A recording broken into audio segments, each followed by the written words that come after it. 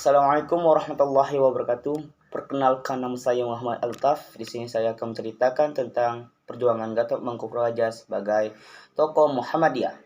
Indonesia dijajah sejak 1942 hingga 1945. Kedatangannya semula diduga akan menjadi juru selamat karena Jepang dianggap sesama Asia. Belum lagi propaganda 3A Jepang yang menggiurkan. Pada 1943, Jepang mendirikan kelompok militer bernama Pembela Tanah Air atau PETA. Inilah yang paling nyata menjadi embrio lahirnya Tentara Keamanan Rakyat TKR dan Tentara Republik Indonesia TRI. Inilah yang menjadi cikal bakalnya lahirnya Tentara Nasional Indonesia TNI.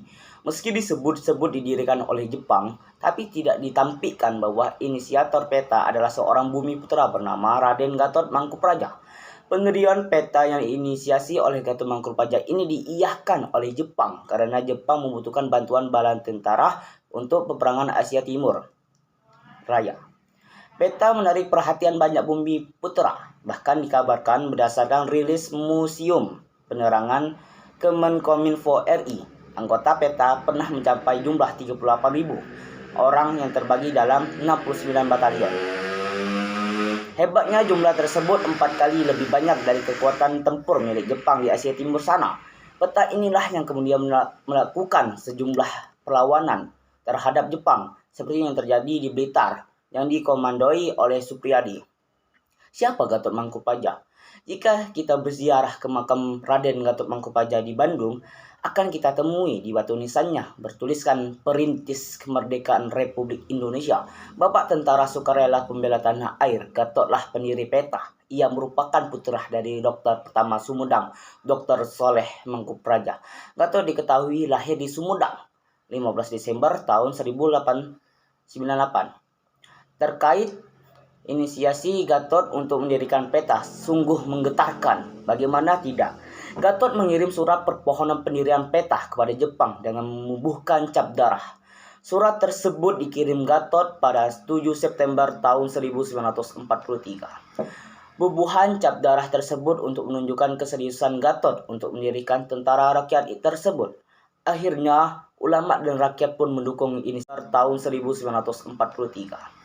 Bubuhan cap darah tersebut untuk menunjukkan keseriusan Gatot untuk mendirikan tentara rakyat tersebut. Akhirnya, ulama dan rakyat pun mendukung inisiasi Gatot.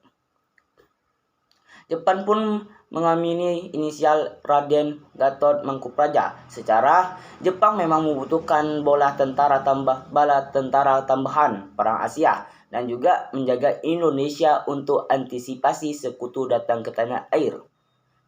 Akhirnya, berdasarkan Osamu Seirei nomor 44 Saiko Shikin Letnan Jenderal Kumasiki Harada memutuskan pembentukan pasukan sukarela untuk membela tanah Jawa. Hal ini terjadi pada 3 Oktober tahun 1943. Sejak awal perjuangan kemerdekaan bangsa Indonesia, Gatot sudah dikenal sebagai anggota Perhimpunan Indonesia atau PI. PI dikenal sebagai salah satu perintis organisasi bumi putra yang menggelorakan persatuan untuk perlawanan terhadap penjajahan.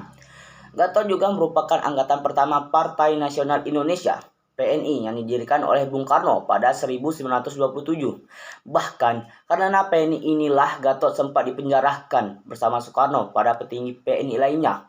Meski belakangan Gatot diketahui keluar dari PNI dan berseberangan dengan Soekarno.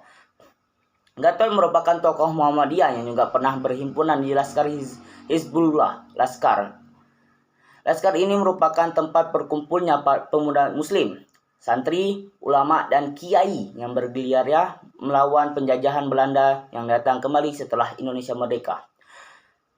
Gatot Mangkupraja ditetapkan menjadi pahlawan Indonesia pada 2004. Itu saja yang saya sampaikan.